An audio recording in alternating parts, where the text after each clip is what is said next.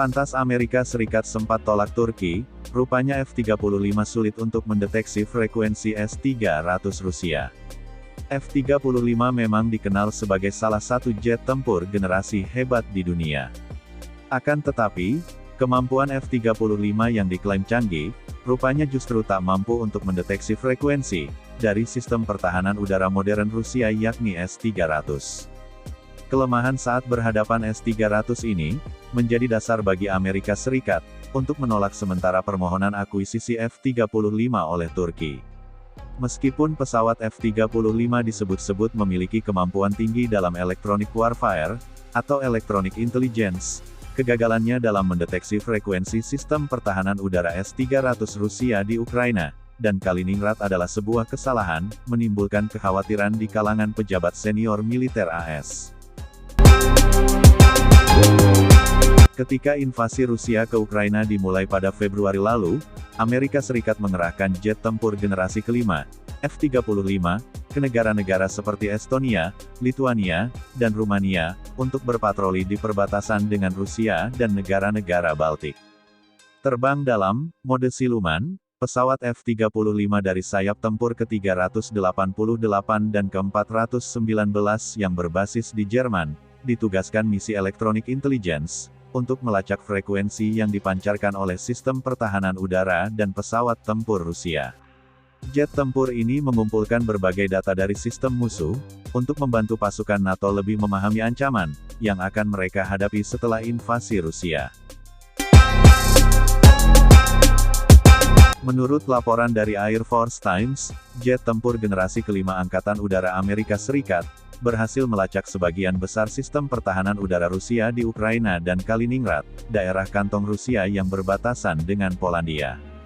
Namun, meskipun terdapat peperangan elektronik, dan sistem sensor canggih yang dipasang pada F-35, tidak semua sistem pertahanan udara Rusia di Ukraina, dapat dideteksi oleh pesawat tempur generasi kelima ini.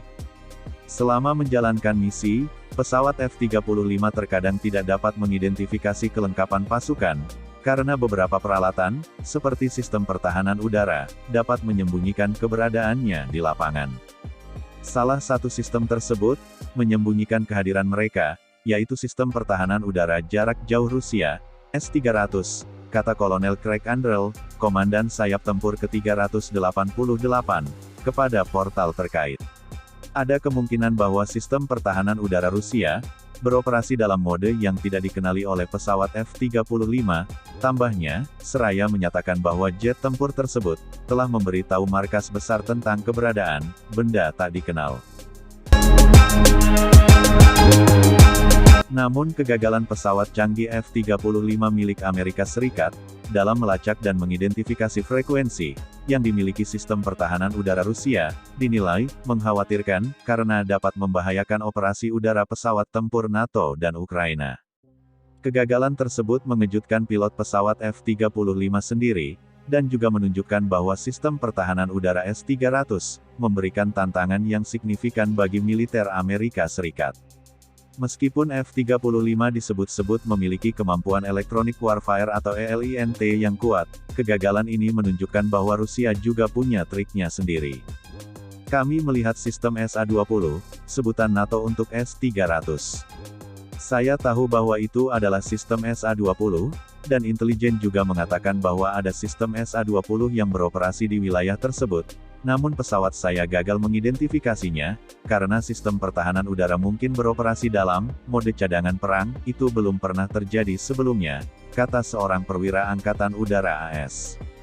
Merupakan hal yang normal bagi sistem pertahanan udara, untuk tidak menggunakan frekuensi sebenarnya selama masa damai, yang dikenal sebagai cadangan perang, untuk mencegah musuh mengetahui frekuensi sebenarnya. Anggota sistem pertahanan udara yang terlibat beroperasi dalam keadaan cadangan perang, untuk menghindari sistem mereka terdeteksi oleh musuh. Jika frekuensi terdeteksi, musuh dapat menyusun rencana tindakan penanggulangan elektronik untuk melawannya. Bukan hanya itu saja, saking canggih sistem pertahanan Rusia tersebut, Amerika dan Israel pelajari kemampuan S-300. Pertahanan udara S-300 mulai digunakan pada tahun 1978. Selama waktu itu, sistem pertahanan udara hanya dianalisis 2 kali oleh para ahli barat.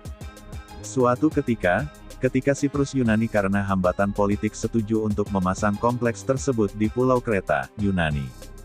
Iran dilaporkan mulai bernegosiasi dengan Rusia mengenai pembelian S-300 untuk pertahanannya. Israel membayar Yunani banyak uang untuk mendapatkan sistem Rusia.